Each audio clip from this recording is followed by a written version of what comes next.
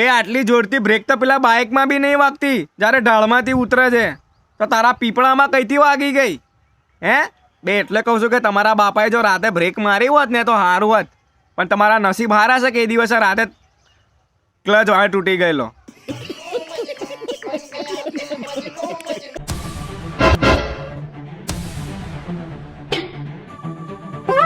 બે તારા ચૂલાની અંદર લાકડો તો મેલ, હે લાકડો મેલીને અને હરગાય તો ખરી તું. આગ તો લગાય, આગ લગાયા વગર જ અંદર શું તારા બાપનું બુજારું હલાવતો તો?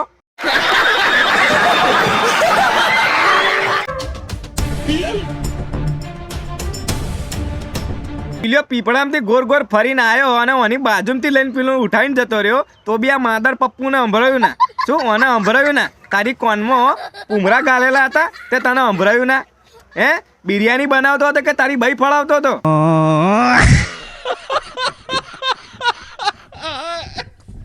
આ પાકિસ્તાન વાળાના તમે વિડીયોનો કેપ્શન તો વાંચો, શું લખ્યું છે સ્પેલિંગ તો જુઓ તમે એકવાર.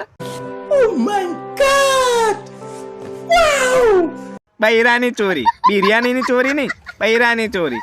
અને અમને પાછું કાશ્મીર જોઈએ છે.